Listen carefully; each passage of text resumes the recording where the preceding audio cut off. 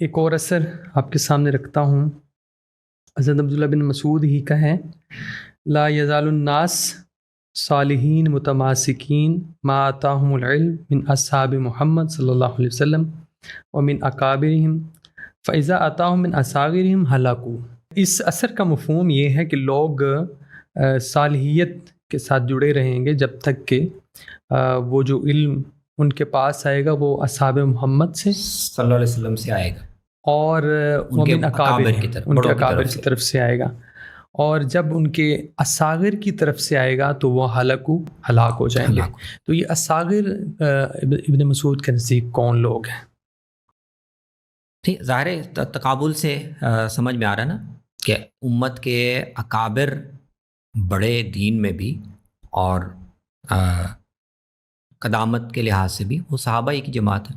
تو بالکل صحابہ امت کے اکابر ہیں، اور اکابر اس پہلو سے بھی کہ حضور کے بعد اب یہ لوگ عمر میں، تجربے میں اور اس میں بھی بڑے ہیں۔ بالکل ٹھیک۔ بعد میں جو آنے والے لوگ ہیں وہ ان کے لحاظ سے، ان کے سامنے علم کے لحاظ سے بھی، عمر کے لحاظ سے بھی اور دینی فہم کے لحاظ سے بھی اصاغر ہیں۔ تو واضح وہ یہی کر رہے ہیں کہ جب تک امت رہنمائی صحابہ سے لیتی رہے گی جو ان کے اکابر ہیں، ٹھیک ہے، تو وہ صالحیت پر قائم رہیں گے اور ان کی شرازہ بندی رہے گی، اجتماعیت قائم رہے گی۔ جب ان کو نظر انداز کر کے کچھ نئے لوگ جو اصاغر ہیں، جو نہ علم میں نہ اس طرح سے دینی تربیت میں پختہ ہیں، وہ جب پیش قدمی شروع کریں گے، وہ اپنے آپ کو آگے بڑھا کے پیش کریں گے کہ ہم دین کے بہتر سمجھنے والے ہیں، تو پھر یہ امت ہلاکت میں ہو جائے گی۔ اور اس کی بڑی منمایاں مثال ہم نے دیکھی کہ عہد صحابہ میں ہی ایسے گروہ پیدا ہو گئے،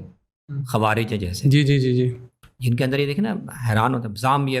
پیدا ہوتا کہ صحابہ کی پوری جماعت کو وہ چھوڑ کے، اگنور کر کے وہ یہ دعویٰ کر رہے ہیں کہ ہم قرآن کو بہتر سمجھ رہے ہیں، بالکل ٹھیک ہو، ہم دین کو بہتر سمجھ رہے ہیں۔ صحیح۔ یہ لازماً ہے کہ اصاغر میں تابعین ہی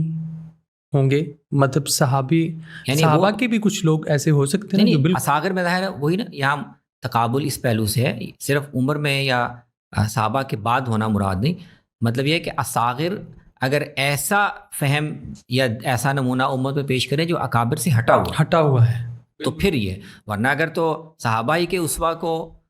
تابعین آگے بڑھا رہے ہیں، اس پر عمل پیرا ہے، تو وہ تو اسی راستے پہ ہے نا، اسی راستے میں، بالکل ٹھیک۔ اصاغر سے جب آئے کا مطلب یہ ہے کہ جب صحابہ کے علم و عمل کو چھوڑ کر